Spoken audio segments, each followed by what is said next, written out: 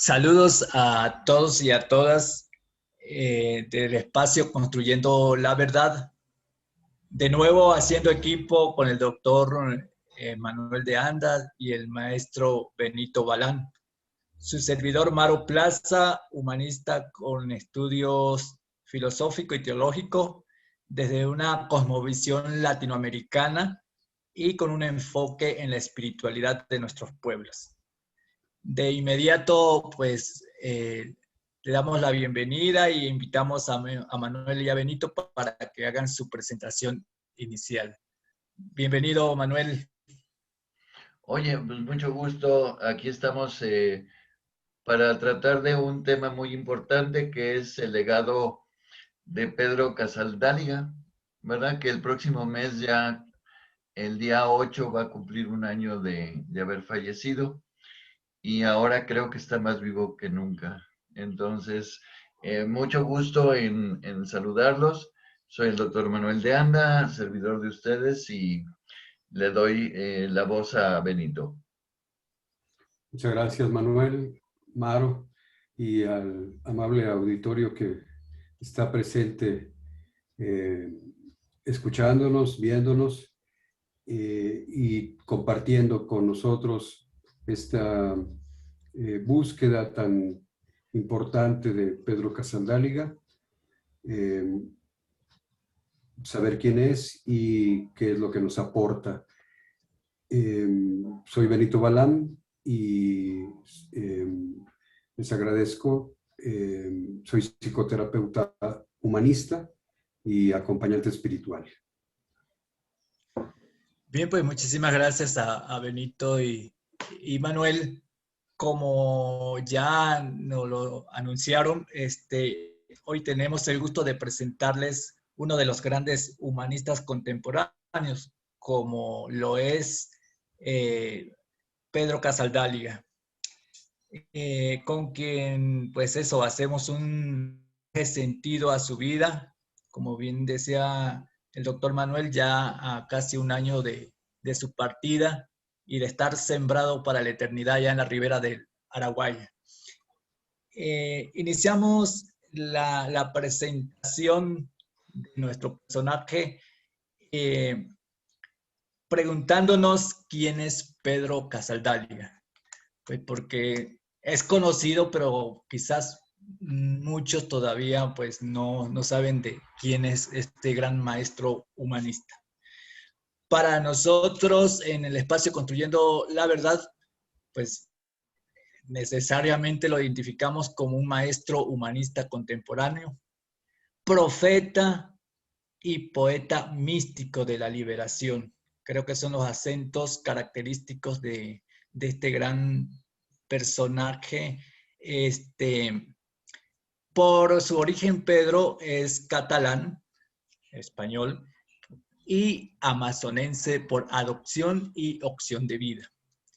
En 1968, a sus 48 años, Pedro llega a la región del Araguaia, estado de Mato Grosso, en la Amazonía de Brasil, para fundar una misión que luego se convertiría 3 años después en prelatura de São Félix de Araguay. Pedro pertenecía a la orden de los misioneros cristianos, por eso pues, son misiones muy en los lugares de compromiso, en este caso los lugares indígenas. La Araguaia para entonces era una región sin presencia del Estado, obviamente sin atención de salud, sin médicos y sin escuelas, regida por la ley del 38. Para entonces había una dictadura muy fuerte y se implementó esa ley del 38 que era impuesta sobre todo por los terratenientes contra las comunidades indígenas, los poseiros, que son los campesinos sin tierra, y braceros, que son indígenas y campesinos, obreros en las grandes haciendas de los terratenientes, pero en unas condiciones de esclavitud. En poco tiempo, Casaldáliga, con su equipo misionero, como él mismo lo dice, enterró a 1000 peones, a menudo sin ataúd y muchas veces sin nombres. sobre todo la mortalidad que había en la infancia, pues era una cosa alarmante, ¿no? En 1971 es nombrado obispo titular de Saufel, de Uruguay. Ese mismo día publica un extenso documento contra la explotación y maltrato de los campesinos e indígenas, señalando responsables y causas. Justamente esta es como su primera carta pastoral, el resultado de un trabajo que con su equipo pastoralista pues se habían dado a recoger todos los testimonios de las víctimas y por eso hacen oficial este escrito después de un tiempo de preparación. Como obispo representa una generación de obispos latinoamericanos profetas de aquel entonces, después del Concilio Vaticano II, con una clara opción por los pobres y comprometidos por las causas de liberación del continente. Pues muchos ejemplos hay de eso, principalmente Sergio Méndez Acedo en México, el obispo mártir Arnulfo Romero, entre otros, ¿no? Por tanto, Pedro es un creyente, pensador y practicante de la teología de la liberación en su doble vertiente, la espiritualidad y la praxis. En ese sentido, impulsó importantes movimientos sociales, campesinos e indígenas, entre ellos el movimiento de los trabajadores rurales sin tierra, actual hasta hoy, y con mucha trascendencia en toda la región, por su denuncia y compromiso a favor de campesinos, peones y pueblos indígenas, pues tuvo sus dificultades contra los terratenientes y empresas del agronegocio, de quienes recibió numerosas amenazas de muerte, intentos de expulsión del país y varios atentados de asesinato. Justo el padre Joao jesuita fue asesinado a su lado izquierdo, prácticamente lo confundieron y querían suicidar a Pedro y lo confundieron con el padre Joao. Por su posición a favor de una profunda transformación de la Iglesia, padeció severas retaliaciones por parte del Vaticano y bueno, pues muchos de sus compañeros obispos en América Latina y otras latitudes. Como un acervo importante de Pedro, pues publicó más de 50 obras de prosa y poesía, concedió cientos de entrevistas en todo el mundo y en sus archivos se conservan más de 300.000 documentos como un reflejo de la historia de su lucha por la tierra, los sin tierras en toda América Latina.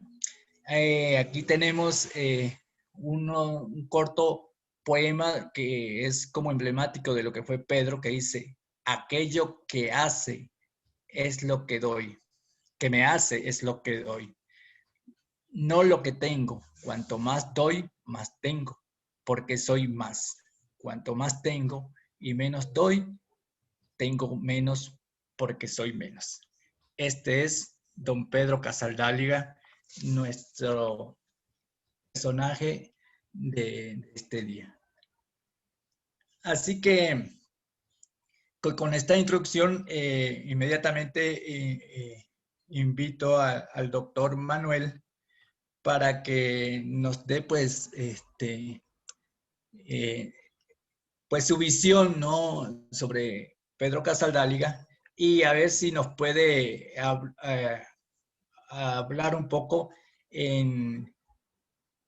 desde la espiritualidad liberadora, de esa mirada que nos hace ver Pedro Casaldáliga, que nos hace pues ver Pedro Casaldáliga en cuanto a la pasión por la realidad y la indignación ética, dos principios que él fundamentaba mucho su vida. Entonces, como fundamento práctico en la transformación del sujeto histórico y la consolidación de nuestros pueblos latinoamericanos. Entonces, el doctor Manuel, desde esa visión de análisis, a ver qué nos puede profundizar en estos aspectos. Adelante, doctor. Sí, sí. Bueno, como seguramente mucha gente tenía poco conocimiento de Pedro Casaldáliga, en realidad él viene a ser el último representante de toda esa generación de luchadores sociales eh, asociados con el aspecto religioso de la religión católica, retomando pues el ejemplo vivo de Jesús, de Jesucristo. Y, y por lo tanto, enfrentándose a dos poderes que siguen vigentes, que son el poder económico, el poder del imperio y también el poder del Vaticano, el poder religioso. Entonces, yo creo que ese es uno de sus puntos más importantes. Es lo que define pues su visión general. Tú comentabas, Maro, en relación a que él es un profeta. Eh, yo estuve buscando un poco y tratando de entender cómo se define o quién es el profeta. Y el profeta es aquel que tiene una visión de lo que va a pasar y transforma la realidad para que suceda. Esa es una de las acepciones, pues, del profeta. Entonces, y él es lo que hizo ahí en Brasil y en el Amazonia. Algo muy interesante es que la visión que él tenía y lo que lo motivaba, el impulso que tenía, era la desigualdad y la pobreza, y sobre todo el abandono y también el abuso con los pueblos indígenas de la Amazonia. Y por otro lado, entonces, eso lo impulsó a realizar lo que él hizo. Sin embargo, esto sigue siendo vigente totalmente el día de hoy. Si vemos lo que está sucediendo actualmente en Brasil con Bolsonaro y con los pueblos indígenas de aquel país, y en general lo que ha sucedido en Latinoamérica y en México, pues es la misma historia, es la historia entre los poderosos y los que sufren el poder, los que son marginados y hechos a un lado. Algo muy interesante y de lo que tú estabas ahorita comentando era la pasión por la pasión por la realidad que tenía Pedro Casaldáliga. Y esa pasión por la realidad fundamentalmente es eh, el podernos dar cuenta de una manera crítica sobre dónde estamos parados. Es decir, que pongamos los pies en la tierra y veamos a nuestro alrededor qué realmente está sucediendo, ¿verdad? Y no solamente verlo como podemos ver, no sé, una lámpara, sino además tener una visión crítica sobre esa realidad que estamos viviendo. Y ver la realidad es acercarnos pues a conocer la verdad. Eso es otro de los puntos fundamentales de Pedro Casaldáliga. Es decir, acercarnos a la realidad, pero con el objeto de descubrir o develar la realidad para transformarla. Es decir, y de una manera pacífica, de una manera pues profética y amorosa pues con los demás. Entonces yo Así creo es, que doctor. Es interesante ese análisis sobre la realidad. En un minutito, ¿qué nos podría decir sobre la indignación ética? Bueno, sí, o sea, al darnos cuenta de la realidad y conocer esa verdad que nos está rodeando, es sentir con base en los principios y en los valores que se tienen, es decir, sentir la indignación por lo que no está bien, por aquellos, sentir indignación por la pobreza y por los pobres, por los empobrecidos, por ejemplo, y darnos cuenta a través de esa indignación de las estructuras sociales y económicas que mantienen pues esa esclavitud de los de abajo, ¿no?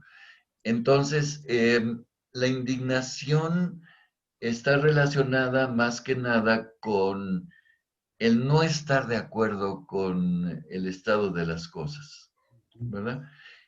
Y por supuesto, esa indignación debe de motivarnos a transformar la realidad en la medida de lo posible o de lo imposible y teniendo en cuenta las capacidades que podemos tener para transformarla. Eso obviamente que requiere un conocimiento y requiere pues que nos ilustremos, ¿verdad? Si nosotros tomamos el conocimiento muy superficialmente a través de comunicaciones muy cortas, no profundas, por ejemplo, en las redes sociales, pues no vamos a ningún lado, ¿no? Porque ahí está sometido Sí. más que nada la conciencia a la emoción, ¿verdad? Así es, doctor. Y eso lo iremos tratando en los siguientes programas. Muchísimas gracias. Y con siguiendo esta conexión que nos está haciendo el doctor Manuel, pues vamos a oír a Benito eh, para ver que, siguiendo esos acentos de esa espiritualidad de la liberación que siempre defendió Pedro Casaldáliga, cómo se vincula en la opción por los pobres la intención política con la intención evangelizadora muy marcada en la vida de Casaldáliga desde desde una praxis de la militancia, que él nos habla mucho de eso en sus escritos. Benito, bienvenido, adelante. Sí, mucho gusto, gracias.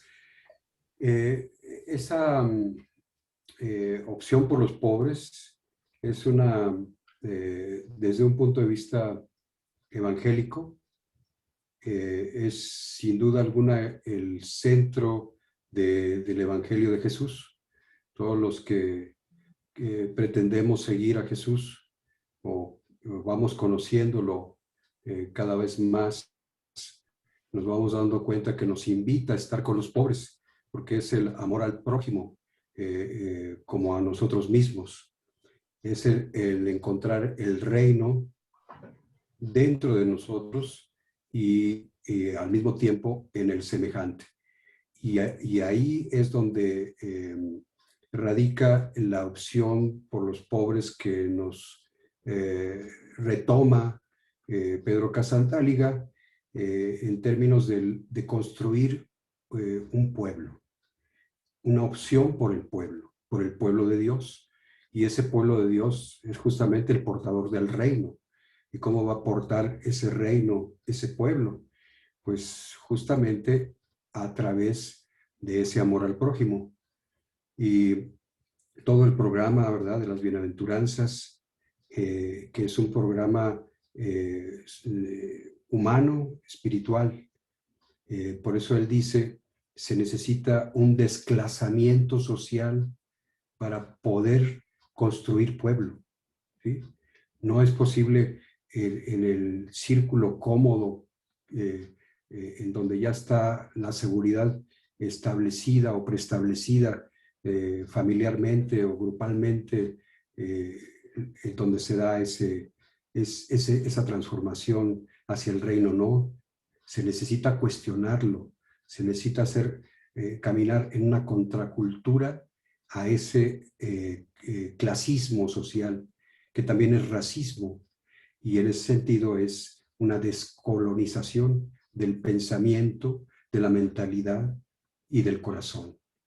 Y entonces, en la construcción de pueblo se requiere ir al corazón del pueblo, es decir, se necesita ser pueblo, necesita estar uno de tú a tú, de persona a persona, corazón a corazón, con las personas que están en una situación de indefensión y empatizar con ellas y ir hombro con hombro con ellas para ir construyendo el reino. Y de esa manera se va dando una conversión tanto en lo humano como en lo espiritual. Entonces, que tiene su traducción comunitaria y social. No es posible esa opción por los pobres sin toda esta transformación interna y externa del amor que Dios nos tiene, no solamente para cada individuo, sino para todo un pueblo. Y quiero recordar algo muy importante que últimamente sucedió en Chile. Una mujer mapuche, Elisa Lancón, asume la presidencia de la nueva convención para hacer una nueva constitución en Chile, por mayoría, siendo que son una minoría, ¿verdad? Entre comillas, porque en realidad ganaron la mayoría por autoridad moral. Esa es la construcción del pueblo, ¿sí?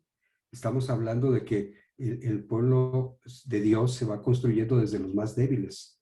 Entonces, hay un paso muy importante dentro de lo social y también que conmociona lo interior, la interioridad.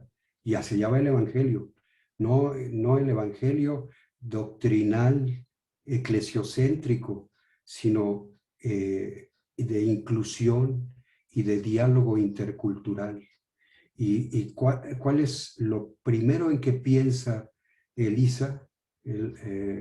Lo primero que piensa es en los niños indígenas de Canadá, ni siquiera en el pueblo de Chile, sino en sus propios hermanos indígenas fallecidos por el colonialismo, desgraciadamente de la Iglesia Católica, que se dio en el Canadá, matando o persiguiendo y encerrando, aislando y matando a muchos niños huérfanos que habían quedado de las persecuciones contra los pueblos originarios del norte de América.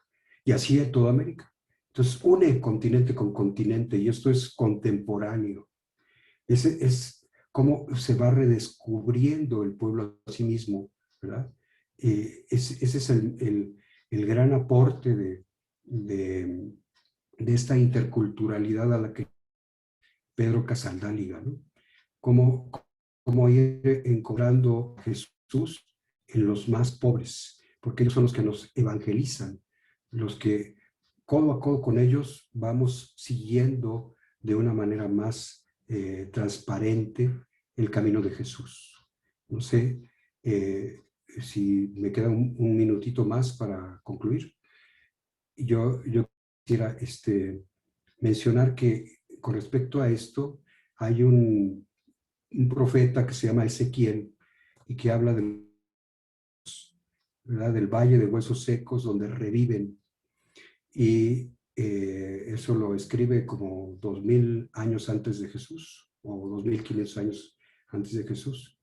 Pues contemporáneo a Ezequiel, un profeta en América, que no se llamaba América, sino era llamado de muchas formas, pero en particular era el Anáhuac, un profeta llamado Quetzalcóatl, lleva a cabo la recuperación de los huesos sagrados para darles vida, ¿verdad?, a aquellos que fallecieron, a aquellos que fueron matados injustamente por las opresiones y las tiranías de su tiempo. Entonces, lo que quiero decir en esta comparación es cómo en esa confluencia intercultural que desde hoy estamos mirando frente a Indoamérica, también desde un punto de vista de la fe, nos está transformando a convertirnos, ¿verdad?, en un nuevo pueblo. Los judíos, ¿verdad?, perseguidos en el régimen nazi, dieron en la cuenta de que esos huesos secos eran justamente los de la persecución, tiranía y la opresión.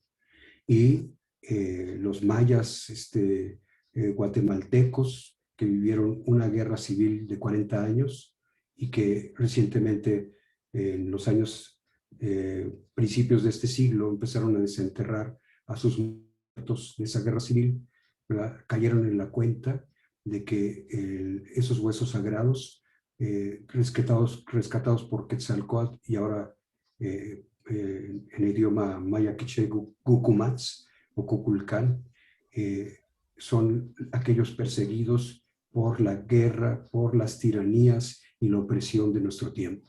Entonces, díganme ustedes si el Evangelio no habla de la historia y no habla de política, porque tenemos que hacer una buena política, como dice el Papa Francisco, ¿verdad? Muy bien, gracias Benito por su intervención. Decirle a nuestra audiencia que Pedro Casaldáliga, uno de sus grandes acentos desarrollados y su grande aporte es sobre la espiritualidad y la liberación, y sobre eso están nuestras reflexiones. Para concluir, en un minutito cada quien, pues, ¿cuál sería la vigencia de esa vida de Pedro Casaldáliga en esos aspectos como fue la evangelización y el aspecto de la buena política para nuestros contextos actuales? ¿Qué aportes rescatamos de la vivencia de Pedro? Manuel. Bueno, en primer lugar, nos hace identificar la realidad y la verdad oculta. Benito hace un momento puso el ejemplo de Canadá. ¿Quién se estaría pensando que Canadá es un país que excluya o que sea genocida pues con los indígenas? Y la realidad es que sí lo ha sido, como lo fue y lo ha sido Estados Unidos, y lo fue y lo ha sido Latinoamérica en general y la América. Entonces, pues es darnos cuenta de la realidad y, como le decía hace un momento, transformarla. Y nada más hacer la aclaración final de que la teología de la liberación no tiene nada que ver absolutamente con una visión de comunismo, ¿verdad? Sino que es la liberación de los espíritus de la gente. Y precisamente el liberarte es precisamente para ya no ser esclavo, para dejar de ser esclavo de ti mismo y de las cosas que te esclavizan como el dinero o el poder. Ser libre para, precisamente para ser ordenado, para pensar en los demás, para pensar en el entorno, para pensar en nuestra madre tierra. En fin, a eso se refiere la teología de la liberación. Y es, yo creo que lo más auténtico en relación al ejemplo de Jesús. Lo demás son pamplinas. Ya con eso terminaría yo. Gracias, Manuel. Aporte. Benito. Sí, yo creo que el aporte de la teología de la liberación impacta en Pedro Casaldáliga para abrirse a una nueva espiritualidad. Y esa es la espiritualidad de la liberación, que va más allá de la teología de la liberación. que no está encuadrada, enmarcada solamente en la teología católica o cristiana, sino que se abre al encuentro con otros mundos. Verdaderamente es un encuentro intercultural. Por eso hacía yo alusión al paralelismo y a la misma fuerza que tiene tanto los pueblos perseguidos, discriminados, ¿no?, en la Segunda Guerra Mundial, como los que han sufrido en América Latina las dictaduras, ¿no? Entonces yo creo que eso, indiscutiblemente, es el espíritu del pueblo, donde reside el espíritu de la liberación, ¿no? De ahí bebe Pedro Casaldáliga, ¿no? No es que él les haya ido a enseñar teología de la liberación, no.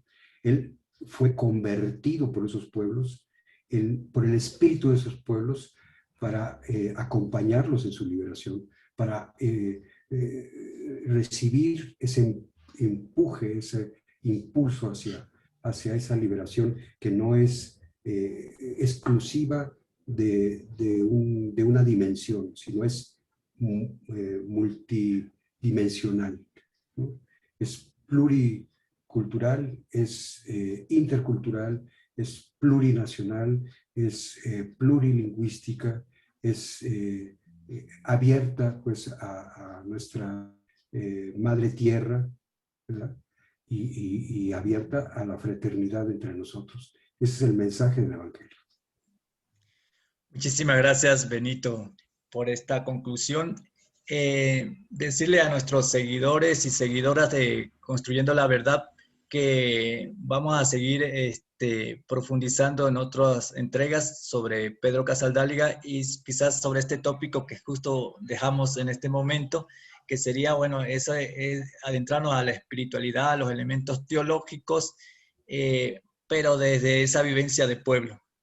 Y otra dimensión importante de Pedro Casaldáliga, la poesía, pero esa poesía mística, tendremos la oportunidad. Le agradecemos a todo el equipo de Construyendo la Verdad y a nuestros seguidores y seguidoras, pues también son bienvenidos los aportes que nos puedan dar, pues, a través de las redes sociales. Muchísimas gracias por esta entrega y este conversatorio sobre este gran humanista como fue Pedro Casaldáliga. Hasta la próxima. Hasta luego, mucho gusto.